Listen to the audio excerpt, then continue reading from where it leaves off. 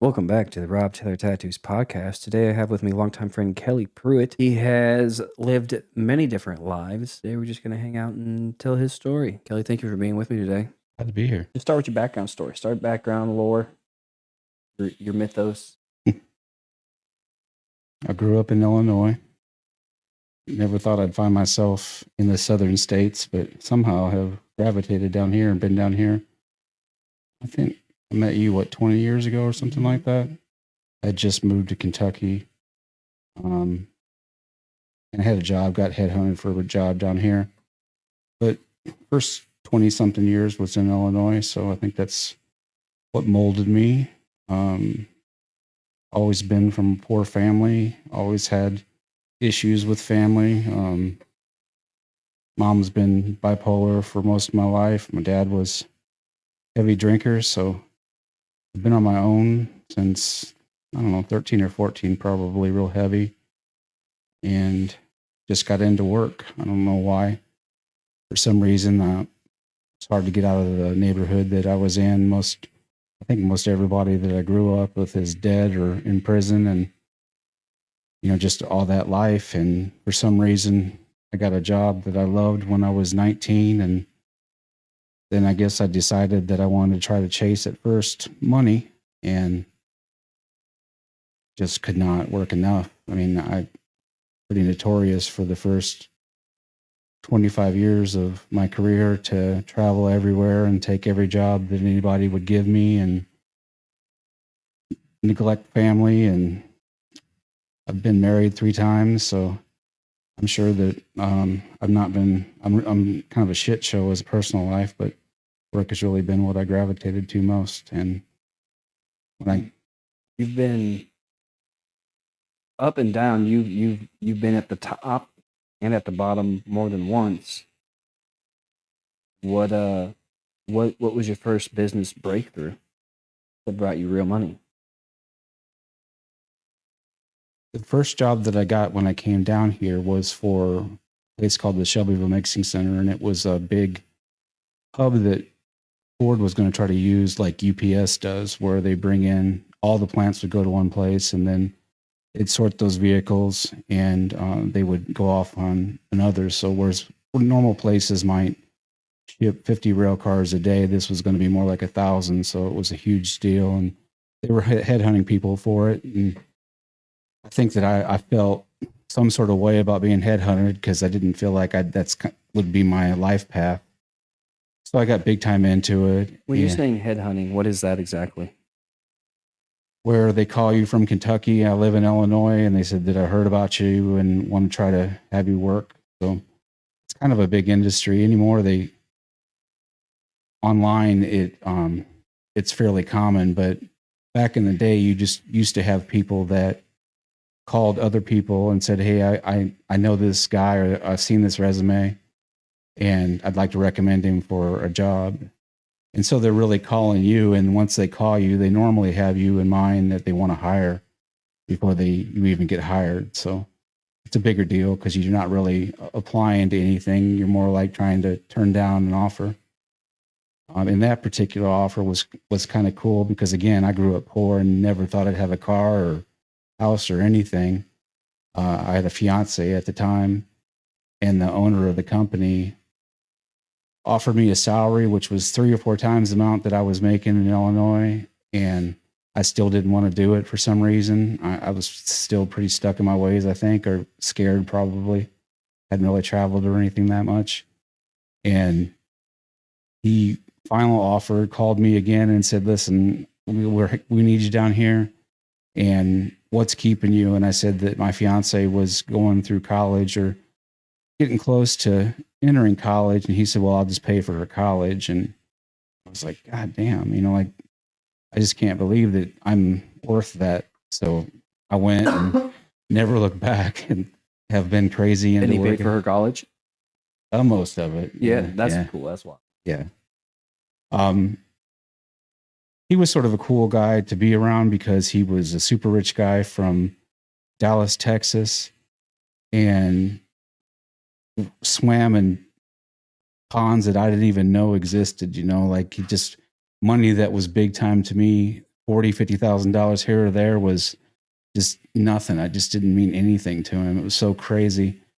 And it really changed the way. It gave me a lot of confidence.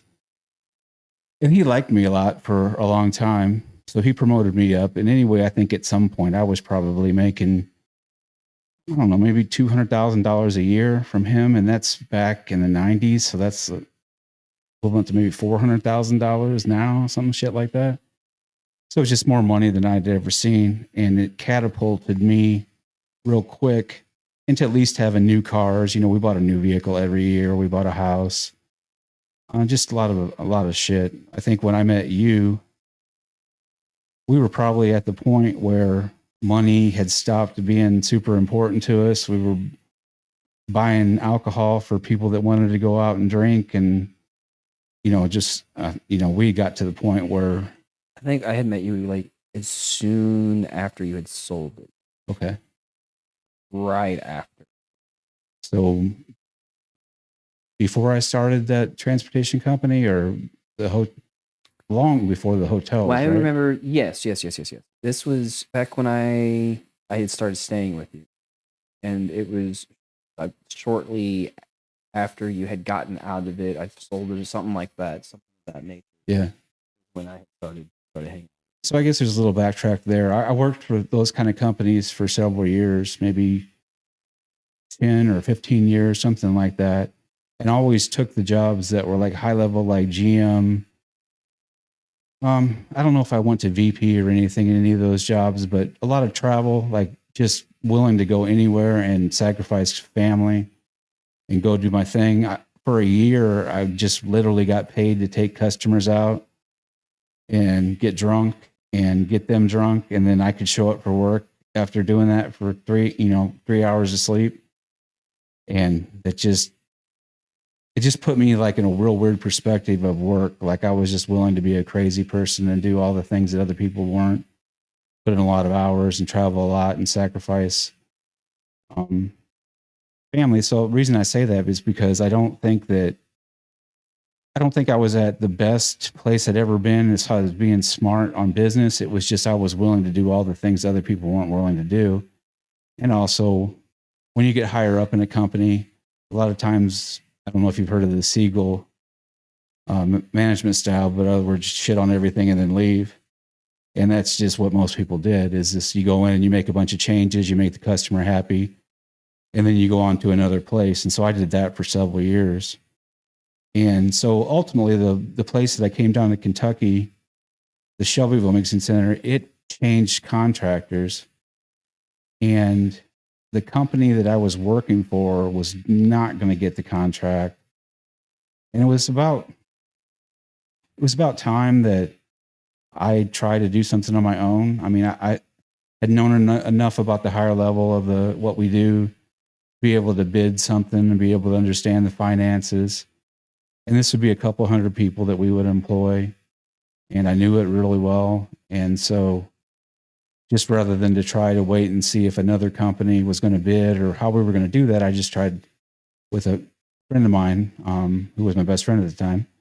And we opened up this company and then took the bid and got the Kentucky truck plant and the Louisville assembly plant and some other things. So we went from being nobody to, I mean, in the first year, it was just crazy, just millions of dollars coming in.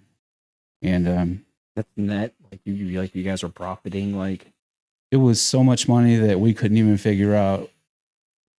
I'll tell you this, that part of business is to figure out where you're going to get out of taxes. And most real successful businesses are the ones that are the best at mitigating tax problems.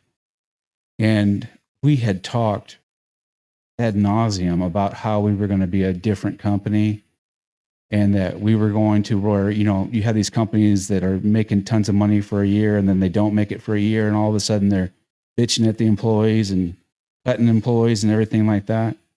So we had decided that we weren't going to be like that. And in fact, I had preached to anybody, that management that wanted to come work for me, that before we started spending silly money, that we would save that money, and then we would make sure that they had a good career. I had anticipated that the people that started working for me when we started that company would work for me until they retired, and we would all just happy in this utopia type of thing. And I couldn't believe how naive I was looking back on it, because it's like when you start a company, and I've learned this because now I've started and failed several, but when you start a company, you think that you are going to be able to do something good for people. And I guess it's more, especially if you're small time. So you start a little grocery store, or you start some sort of insurance company, and you think that, oh, I'll employ these 10 or 15 people. That'll give them a good place to work, and I'll be a good boss, and I'll be able to save my money better than others, and I'll be able to promote better than others. And then all of a sudden, we're just all going to grow old together and just be happy. And it'll be almost like you did something for the community or something for people. And I think you can still do that with small companies, but it's almost impossible to do it with bigger companies anymore, because you compete with sharks. And I guess to get back to the original point, for our first company, we went from broke to millions of dollars in the bank in a year. Before we jump back into things, I just want to take a minute to let you guys know that I am accepting new clients. So if you would like to tell your story on the show, or if you would just like a new tattoo, head over to www.blackandgray.family or scan the QR code on the screen. And let's get back to the episode. And I can still remember we had this dumbass financial accountant that we thought was a financial planner, and he was an accountant, and he was a conservative accountant. And he sat and watched us put that money in the bank for a year, and then went to do our taxes and told us that we lost 40% of it because it was all in cash in a bank. I like to fucking kill me. Like, I didn't know any better about that. And so we just had this tax burden of 40% of whatever millions were there immediately. He didn't tell us to buy assets. He didn't tell us to, shift around or do 401ks or all the things that companies do. He didn't tell us to do any of that shit. So we went from happy at the end of the year to, I can't fucking believe this, at the beginning of the next year. And so my partner and I at the time had, I think we'd done well with the business about growing it, keeping the people as happy as we possibly could. But the financial part of it just immediately kicked in. I don't think I cared enough about money. And I think he might have cared a little bit too much about money, and it became a fight immediately. Like, once we lost that, and it was obvious that I didn't know enough to be a CEO at the time, that, he of course wanted a different CEO, and that chapped my ass. And I wanted to try to learn what it was going to be like to get that in that place. And we just never recovered from it. When we, probably a year or two in, when we just decided that we were different people and we wanted to go different ways, and you could see that there was going to be a lot of money in it. It wasn't play time. It was serious. We're going to talk about this. And in hindsight, I like to have a good time, and I like to have fun more than I cared about money. And that's not a good recipe for how you're going to, be for 30 years. I think that I was in my young 30s at the time. So anyway, it pissed me off, and I couldn't stand my partner. We went from best friends to mortal enemies. And I thought at the time that it was my company. I made the logos for it. I wrote up all the business plans. And then I invited my friend, who I thought at the time hadn't put as much into it as what I had. He had some money backing, and that helped him, and he got smarter at the business. I can't take that away from him, but I felt like it was my goddamn thing and my dream, and they were bringing in lawyers and silly shit to my dream, and I just couldn't really get over it, if that makes any sense. Like, it was just nothing to do with business. It was all about the passion and a boyhood dream and everything like that. And it wasn't like that for him. And I just think he's not that type of person. And I don't know if I blame him for that, but it crushed me like a marriage kind of would when it did that. And so, like a bad marriage, when it came time that we couldn't get along, I could have stayed on and, been not as aggressive a partner as I was, but I just decided that I was going to, I had done it one time. I was going to try to do it again. So I sold what I think is a fairly multi-million-dollar company for hundreds of thousands of dollars, and just decided that I was going to get out of that. And I had plenty of money saved. I mean, I had several $100,000 saved even in my 20s just from working from when I was young. So anyway, when you met me, I think I probably was drinking a lot. Yeah. Partying a lot. Yeah. My wife was full ass partying and drinking a lot. Yeah. This was DJ. Yeah. So retract that.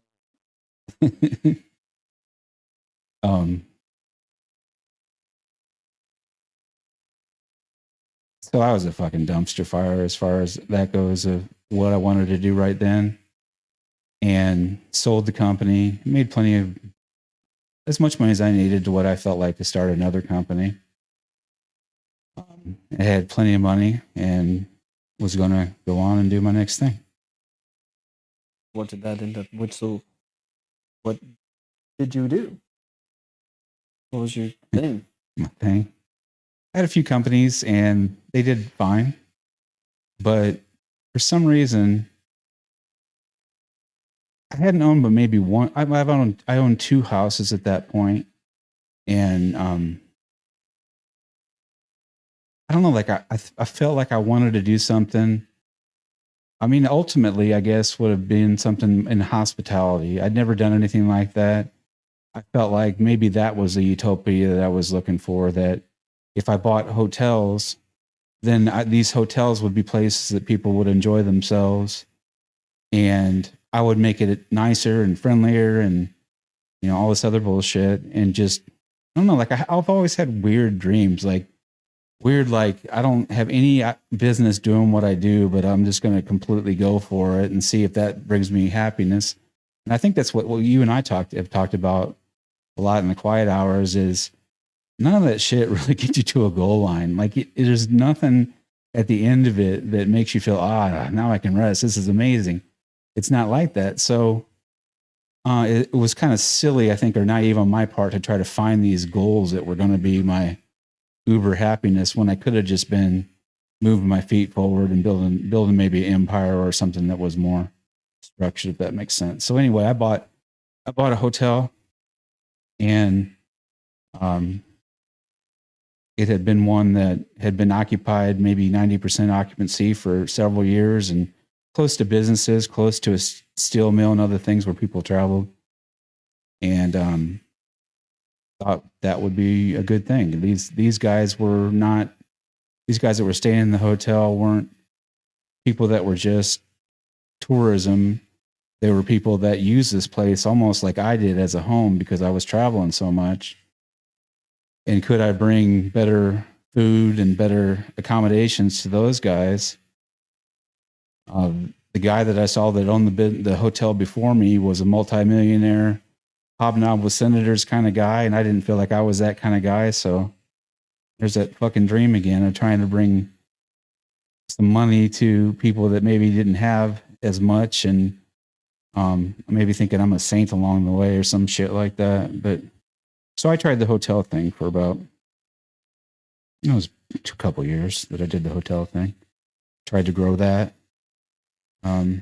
There's a lot you can talk about in hotels and how you make money through hotels, but what's that? So anybody that's had any larger businesses, I think that they understand probably fairly quickly because maybe they've grown up with money through their families. But a lot of times it's not the business that makes you your money. It's how that positions you. In real estate, which I knew shit about real estate, you got two ways you can do it. You can either buy a house and then all of a sudden the market goes great and your $300,000 house becomes a $600,000 house, and all of a sudden you made $600,000 in 2 years. That's the utopian dream, and it does happen. Sometimes it happens for 20 years. It's always been like that, you know. You have a small town, and that small town grows and grows and grows, and they don't make any more land, and all of a sudden your houses that you buy, you're selling. The bitch comes is when nobody wants to buy what you're selling. So that's the downside, I think, that people understand when they're going through real estate and buying houses, is if I buy 10 houses and all of a sudden I bought these houses for even $100,000, but nobody wants them even for $80,000, you have financial burden of bullshit.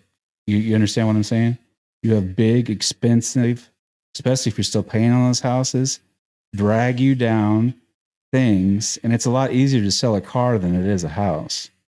So if nobody wants to buy houses, you're fucked. And I didn't understand that going into hotels. So when you buy a hotel may have 40 or 50 people occupancy. You may be lucky to, and this is, you know, at a hotel, especially if you have a Holiday Inn or Express or things like that, you may buy that thing for $4 million at a time. They're probably up to $6 or $7 million just to buy one that's already built. And once you do that, and you have, even if you have good occupancy, you have a racetrack by you and you get good rates during that and all that other bullshit, and everything goes well for you, you may make a couple $100,000. Really? Yeah.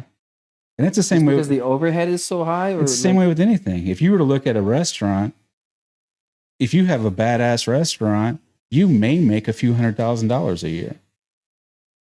So all that stuff is because you can't, there's no pricing in hotels or anything like that allows you to make crazy money like you can when you have a house.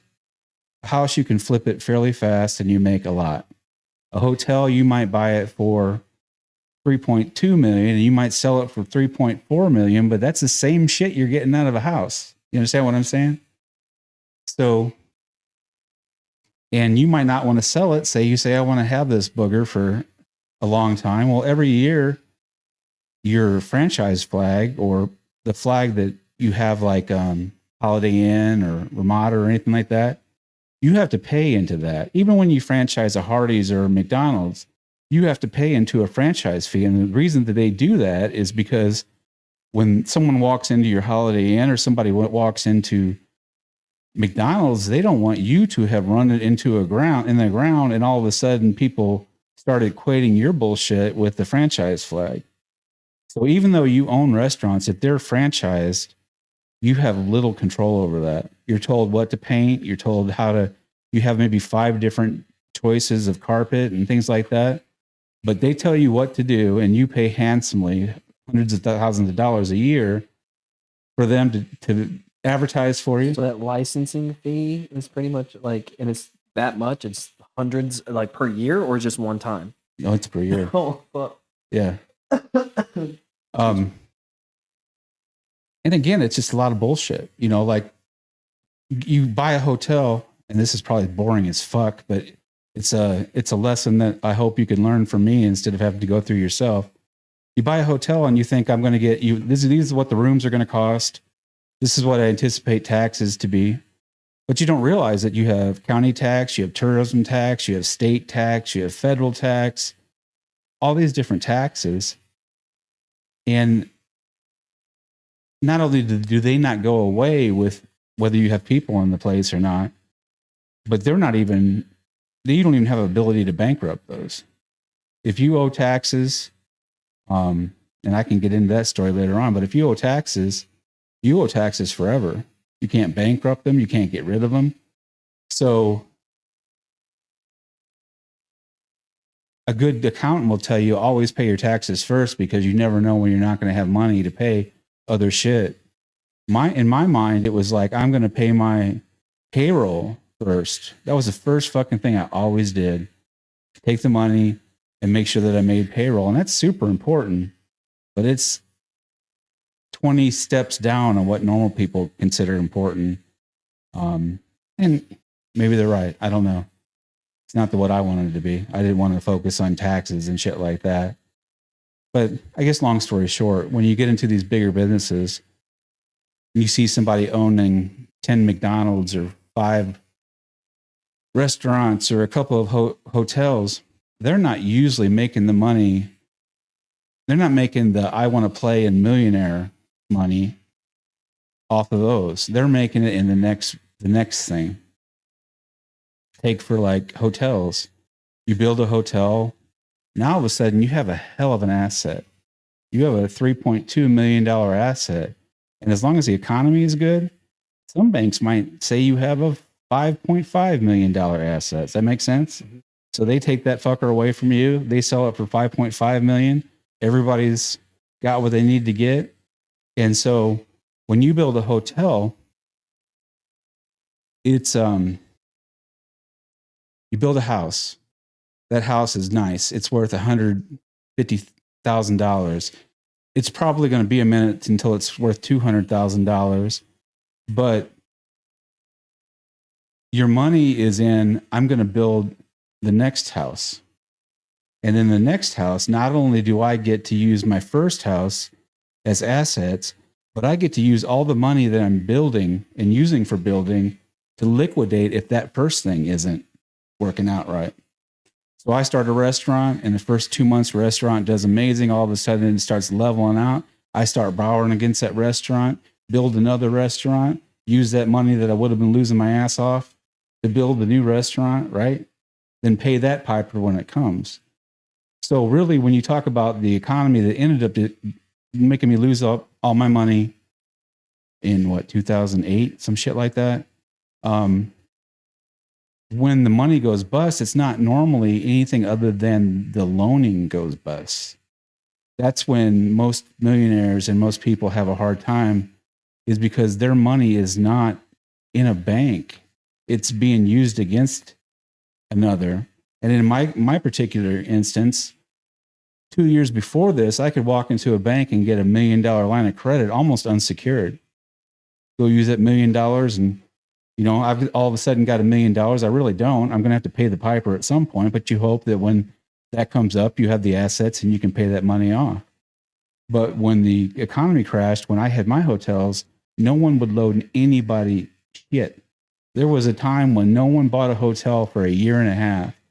And so I sat on a $3.2 million turd for a year and a half and lost everything that I had saved up until that point. And it's gross how much money I lost, but I lost that in about 2.5 month period. Oh, fuck. Because you figure, and that's kind of one of my weirdest parts about my stories, is I've always tried to, in my businesses, go so big and want to do so well and get that adrenaline rush of doing things that are other people wouldn't even bet on because I'm ballsy or whatever than the next person. But I went from a 98% occupancy hotel that was worth $3.2 or $4 million, that if we really had to sell it, we probably could put it on the market and maybe they sell in a couple of months. So you might be out a few $100,000 there. But in the meantime, say if you really needed to sell it, you could say, hey, bank, just like a mortgage, let me borrow some money against this. And if I don't pay it, then you can get, your teeth into my hotel and all this other stuff. And that's how the world works. That's how you're buying new, you're borrowing against other shit. You have credit cards, and those credit cards, really, if you look at yourself, you're probably $20,000-$30,000 in debt, but it seems like you're fucking living large because you got all this money going around everywhere, right? And it never lands. Well, when an economy crash, it lands in this way. I went from all that movement to, I had a 50 people hotel with one guy, and I don't remember his name, say Steve staying at it. I had a whole crew of people. I had food that was coming in. I had laundry that was going out. I had taxes, property taxes, all this other shit that was still going. And one person was paying the bill, right? That's not going to work. So what you would normally do, borrow a bunch of money. That's what America's built off of. and nobody was loaning anybody anything, nothing. They had shut it down completely. So again, like, it's just when the world stops and you realize how things really work. I had maybe a liability of $600,000 a month. So, you know, I probably, that would say I lost $1.2 million in 2 months. I bet I lost more than that. It's because there's no other choice. And So then what did that look like? What kind of, like, how did you handle that kind of stress as that was happening? it's sort of unreal. Because I think around that time I was going through a divorce too, and nothing had anything to do with the other. I was just not good at personal life, but I went from having all the money I needed, and I hadn't been used to it for more than maybe 10 years. So it's not like I completely forgot how to be regular, but I had all the money that I needed for a long time. And then there's a thing about being broke, and I sympathize that because I've been that broke a lot of times. But there's also a thing where you're worse than broke when you owe other people money, and you can't get away from that. And I'll tell you, we couldn't afford our last month's taxes when we got out of the hotel, and it was hundreds of thousands of dollars, hundreds and hundreds of thousands of dollars. And Kentucky and the federal government gave zero shits about whether I had that money or not. Zero shits about that. In fact, they thought I was hiding money. I got interrogated. I bet 20 times I was down in a room with agents trying to figure out where I was hiding money. Just crazy bullshit. I'm still paying on taxes. I'll be paying taxes the rest of my life, and it's been 15 years ago. Oh, shit. Yeah. And that's 1 month of taxes. So then, do they set the payment according to how much you make, or they're just like, no, motherfucker, this is what you got to figure out how to make? Well, they'll set it to what you make, but it takes a lot of fucking work to get to there. Because at first they want to see. There's a lot of rich, dirty motherfuckers out there, and I get it. I mean, most people don't come from where I came from and try to buy a hotel. In fact, I don't know that anybody's ever done that, right? So you have these guys that have family money. You guys that have these guys that have other money. You know, they have other money that they can take from other things and make sure this hotel was all right. I went and bought a fucking hotel, you know? Like, I didn't have any of that other real shit. I had a few $100,000, but that was nothing. I mean, that didn't even make anybody smile. And they just run the shit out of you. Garnish wages. I'm making fucking, at one point, I went from owning a hotel and making tons of money to driving a $600 car, working at night at a hotel desk, and then working during the day repoing furniture. And I did that for 8 months. What? For $9 an hour. I couldn't find work at the time. Who wants to hire somebody that's a fucking CEO and a hotel owner, and all of a sudden you're going to work for $8 an hour? I mean, nobody's hiring that. I couldn't go in the industry that I've been in because I'd already burned all the bridges. I'd already taken over all these other people's companies and money. They weren't going to hire me. So I had to reinvent myself and work just shit jobs. I would work any job. I remember the repoing place. I was making $9 an hour, and I had fun there. I mean, I worked there for probably 8 months, and they thought I was undercover corporate the whole entire time, and that was the fucking joke and all this other stuff. But I had fun. But I was making $9 an hour, and I had been making hundreds of thousands of dollars an hour, or hundreds of thousands of dollars at some point.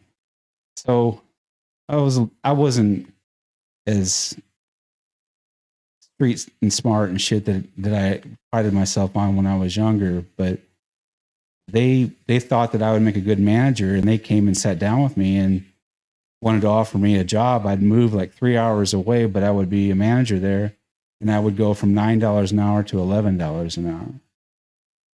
And I just couldn't figure out, not that I didn't maybe do it to myself to get in these waters, but I just couldn't even believe that I was less attractive than people that are 16 and getting their first job, you know? Yeah. And I think a lot of people get into this. I think a lot of people, I mean, losing shit sucks. I don't mind it as much anymore because I go big and I do lose, and my wife and I are real good about being able to be completely broke and getting through it. But it's just a weird scenario, and you know why I don't mind it so much as I've gotten older is I'm 6 years away from maybe retirement. I don't know that I'm financially could do that, but you're going to have to downsize at some point. And if, like, I don't believe, knowing you for as long as I've known you, I don't anticipate that you're going to have the normal retirement that most people have. But most people have I mean, I was lucky to have a $200,000, $300,000 a year job. Most people make $40,000, $50,000, $60,000 a year and work in an office. And that bullshit dries up at some point. At some point, they tell you they no longer want you. And what you do at that point is you either take out your 401k and you make $40,000 a year off of that, because I doubt you save so much that you're going to be able to make hundreds of thousands of dollars a year off of that. You get Social Security, which Social Security, I think, pays, if you're lucky, $2,000 a month. You know? Really? Yeah. So, it's just a world that people don't. It's just a harsh end to most people anymore because they just don't see how it all looks 20 years from now if you haven't put everything in line. It's hard for me anymore. I'm rambling a little bit, but it's hard for me when someone says, hey, I just bought this house. Hey, I just got a new marriage or anything like that. And in my mind, because I've been through so much bullshit of my own making, I'm like, you got a 80% chance that that's going to be in a divorce in about 2 years. And that fucking house that you love, it'll be up for auction. And you both will be lucky if you get what you paid for it. And that happens 90% of the time in America. You know what I'm saying? It's sad. But it has happened to me a couple of times. Yeah. But I think it's a numbers game. And give it enough shots, you'll make it eventually. You will. But, you learn from it, obviously. You have poor marriages and you find better people, and, there's hope. And a lot of people do well. It's a different world that we live in anymore. And the white picket fence and static economy, I hope we see it again, but it's not here right now. I think you were talking about it. The economy is worse than it's ever been, and nobody's talking about it because we've all somehow became brain dead. But I don't know. We'll keep going back on the money. I think people are struggling so bad, they don't give a shit about current events. They have their own lives and bubbles to live in. They're struggling, and those struggles, I think, take the forefront of that attention span at certain points, and maybe they're not talking about it because they're living it. Yeah. I have about 200 employees, I think, now. And it floors me how much each one of those employees knows about work laws and payroll laws.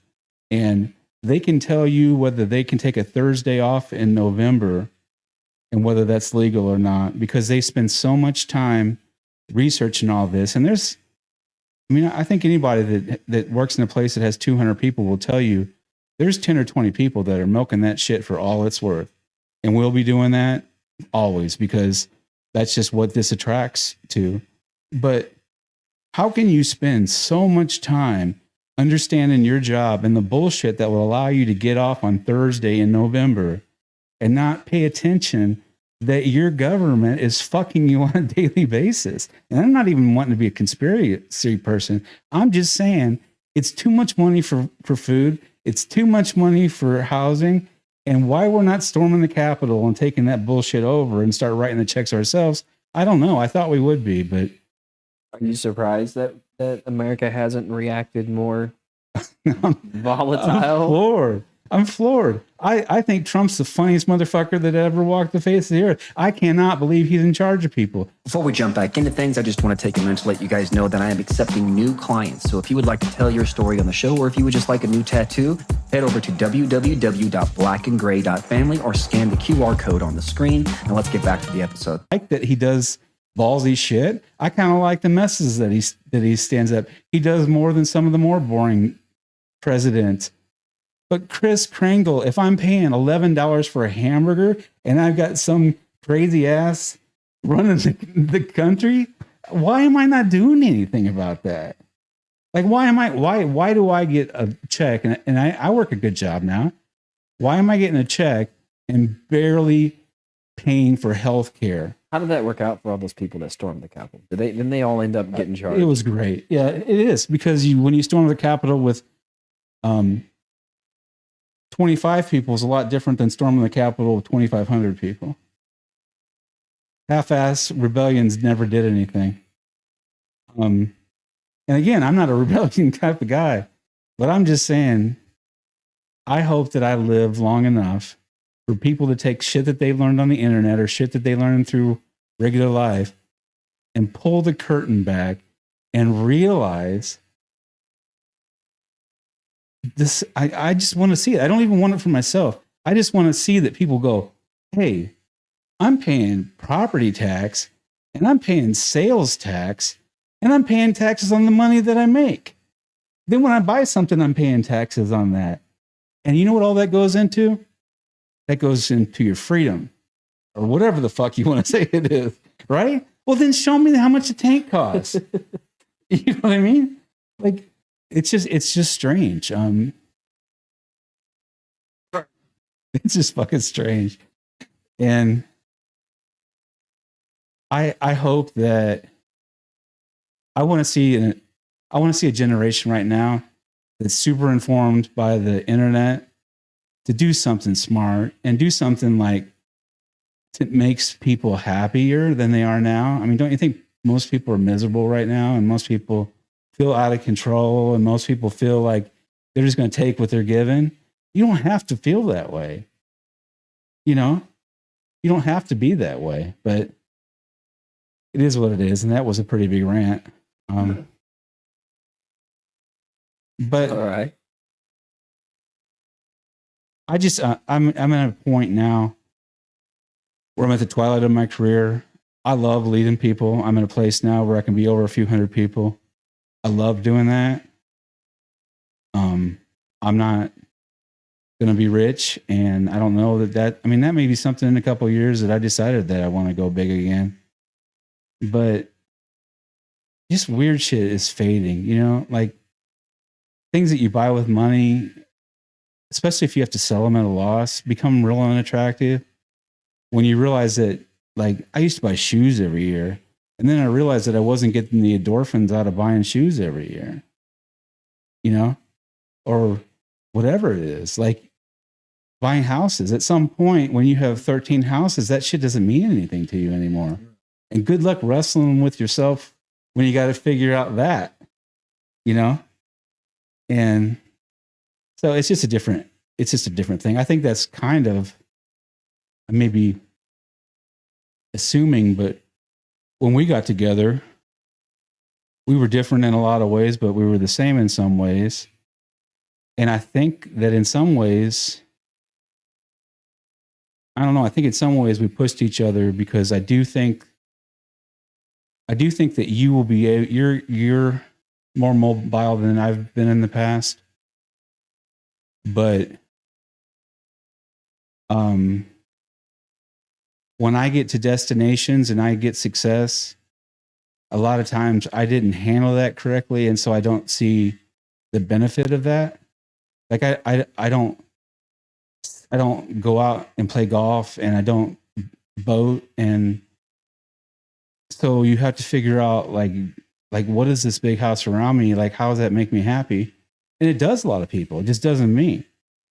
I don't think it makes you, it makes you happy, but it also doesn't take away your drive.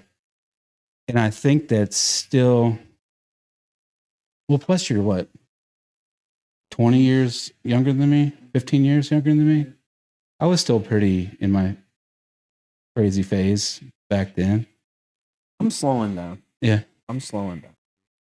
But I've always liked talking to you because there's few people that are willing, like I was telling you earlier, doing big shit in your life and doing those grand things that really make a difference are not, you don't make big steps normally to do it. It's just one foot in front of the other. It's just really, it is small steps that other people aren't willing to take. And I know it sounds cliche, but if you really wanted to lose weight, you could walk an extra few steps every day, and eventually you'd be a badass, lean, walking dude, right? One few steps every day. Now, getting the motivation to do that is tough. You know, you want to start a business and you want to, whatever. At one point, I think with one of the people I was with, we wanted to start a candy business or some crazy shit like that, a little candy shop. I mean, if you really look at facts behind that, you're lucky to make $50,000 a year, and it may last 10 years, and then you're out of that. So you're not doing it for money. You're doing that because you want to have a cool candy shop that people come in and do. And that's kind of like how I've found this whole ride to be, is that if I get more money in the future, I won't have utopian dreams. But there's a way to invest $1 here and $1 there.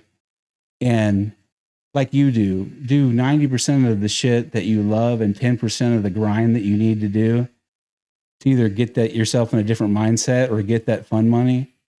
You know, there's a way to do that. And I think you got a better grasp on it than I had, because I feel like I went too big every single time. And also, I was going to say this. One thing I think is different is that I love leading 200 people. You would be miserable doing that, right? That is not me, man. I love just doing my own shit. And that's where I think we're good for each other, is that I cannot figure out where you're able to find happiness in the solitude, but I need to figure that out. I mean, that's an important part of life. Where I'm Kelly, the guy that's the boss of 200 people, and have been that way for the last 25 years. I don't like the exhausting task of having to be somebody for people. I mean, as bad as it sounds, like even for like my wife and children sometimes. I don't like that I constantly have to be somebody for somebody else. What do you think you have to be? A father, a husband. No, I mean for people, for work people. Managing. Like you have to be on top of them.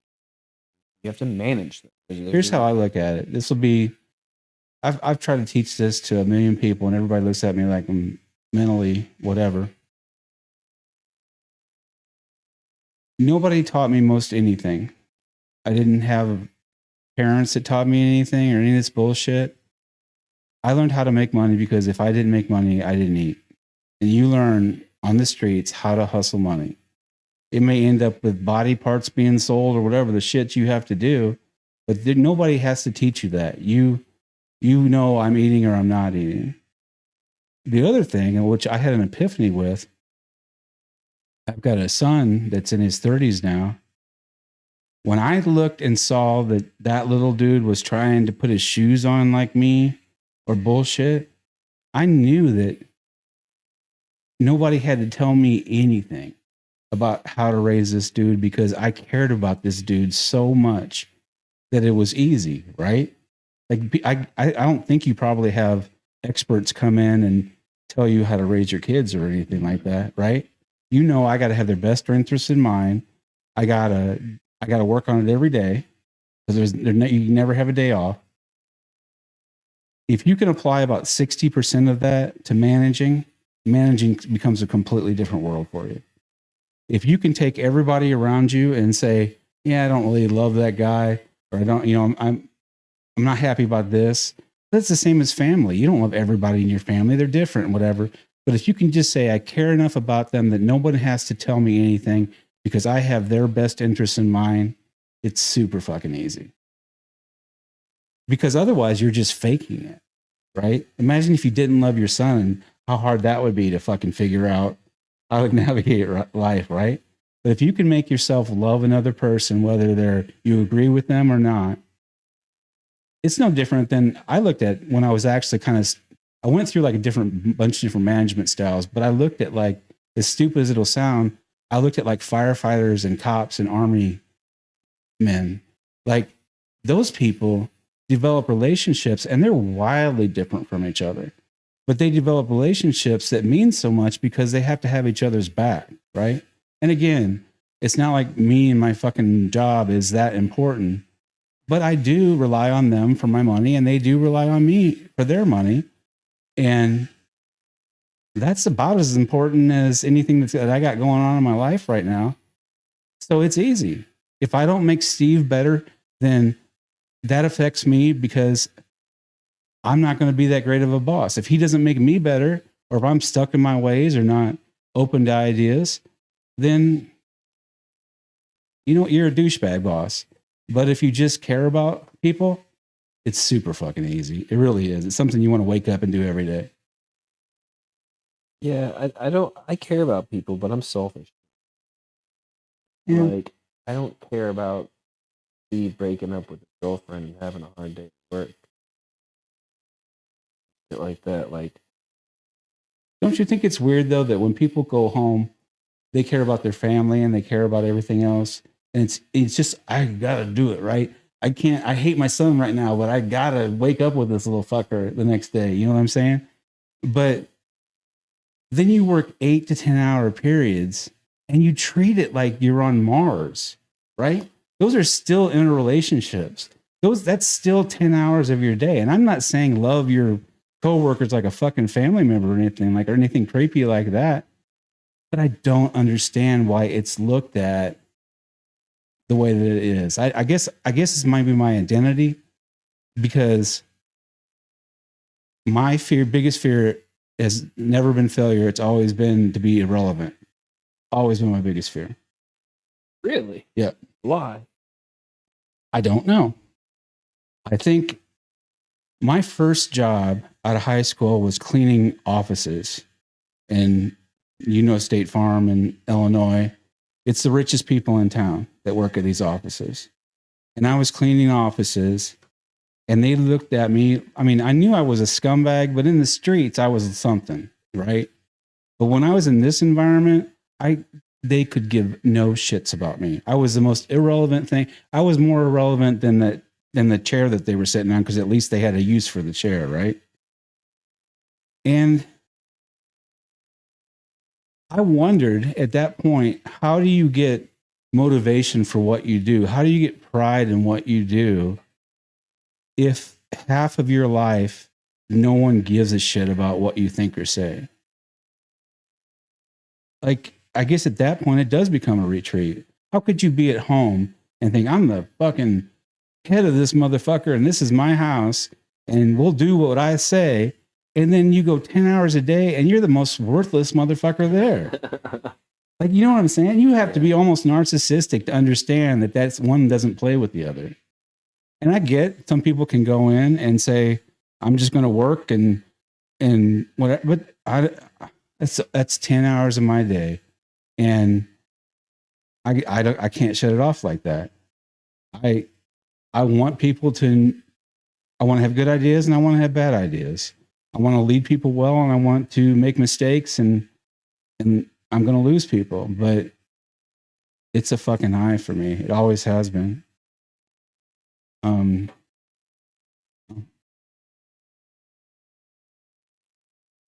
I wish I wasn't like that, if I'm being honest. I mean, because you get your heart broke all the time, you know? That's the hard part You're about. sentimental, dude. Yeah.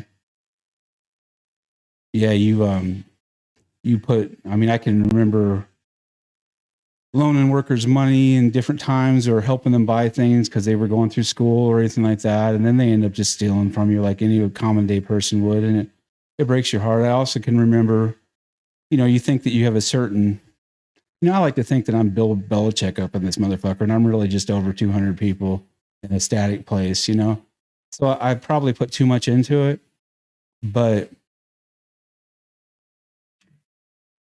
I mean, you think you have a program. You think that this is the way I'm going to lead off this way, and then I'm going to be aggressive this way, and then I won't say anything about what they did wrong there, and then I will correct them there. And all this is going to lead a band of people that believe in my program, and they're going to carry that on to other places and make better managers and things like that, But then you realize that personality has so much to do with it that almost everybody, when you're saying something, hears a different thing than what you're actually saying. They're already got something in their mind. They already think a certain way about you. So it becomes hard to have people emulate you. So you end up with a lot of people that promote above you or around you or whatever. And it's just like, how can you be around me for the 2 or 3 years that you were around me and still be that douchey, Or am I that douchey that I just don't realize that I'm not the person that I think that I am and stuff? So it's weird like that, but I don't know. It's just what I love, and it's what I've been. I went all my times that I've been poor. I gravitate right back to 200 or 300 people. It's just what I love doing. Then, say you were given the chance to do whatever you wanted to do, the opportunity, whether that be freedom with time and finances, what would that look like?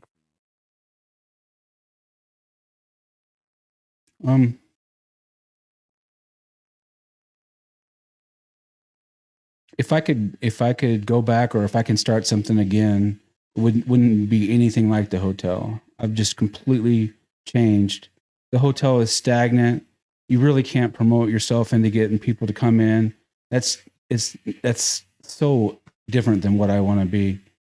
It would be something that it would be an idea that just sparks creativity in some sort of way. And it would just have to be something for me that's not super stagnant, Again, I like what I do because most of the time I'm dealing with employees that promote from within. So they've never been in management and they don't know a lot of the different things. I like teaching them finances. I like teaching them how to discipline. I like teaching that because it takes them to a world that's like, God damn, I never realized that I could even do this kind of stuff. That's a high for me. I hope that when I end my life, there's 20 or 30 people that look at me and say, I would have never, ever got in those waters if it hadn't been for that guy thinking that I could have had done it. That's my utopian dream. So why don't you focus on a smaller patch of people so that you're not spreading that love too thin, I guess you could say. Like, you love having, say, 200 people underneath you, but, I mean, it's hard for you to maintain any kind of, like, connective relationship with 200 people. Wouldn't it make sense for something to succeed more if you had that same type of energy but a smaller team? Because I don't know that I'm very good at getting, like, say, a forklift driver to want to be a leader. I used to think that I was good at that because I could say, hey, I grew up in this, small town, poor, and you could have a brand new car one day. Anymore, people just aren't motivated that way. They barely kind of want to come to work. So it's hard to have that. But you have these sparks of people that want to do something. They want to do something different in their life, or, like I know you've had to experience things that you never thought that you would have experienced. Oh, yeah. I know that you had to have things now that you thought that you would never have, right? And acquiring those is one of the coolest fucking things in the world, right? It gets a little uglier after you have it for a while, but it's one of the coolest things in the world. And so like now, like in my particular instance, I have about 20 leaders and they're all over the place. Some of them just graduated college. Some of them have promoted themselves up through the ranks and know nothing about finances, don't even know how to balance their checkbook. That group of people is who I like to lead anymore. I like somebody with a little motivation to want to try to do something or have a goal. Have a goal, maybe is probably the best way to say that. And then because I've been in so many different scenarios, teach them things that they maybe are not good at. And like, I don't know, like if I were better spoken and better looking, I'd love to motivate, leaders in business. But I don't know, it's a hard thing because if you're going to say, well, what would make you happy? It's not going to be anything stagnant. It's not going to be anything that I say, okay, this year I've got $1 million. Next year I've got $2 million. I don't care about that shit. I want to feel relevant in people's lives, and I want them to feel that way. And I want to capitalize on interactions and things that I may have learned over this crazy life that makes a group of people that I can just watch them grow kind of in a childlike way, but not creepy like the childlike way. Right. You know what I'm saying? I don't know. And I also think that I'm decent at being creative. I don't know if I'm decent at sustaining the creativity. In other words, I can come up with a really good idea and 2 years later, I'm probably not the guy to continue to run that. But I do like the creative process. I think you and I both know if we could do anything we wanted to do, it'd probably have to do with music or some shit like that. I don't know. I think I'm more qualified for your job than you are because I like talking to people, and I know you do too. But,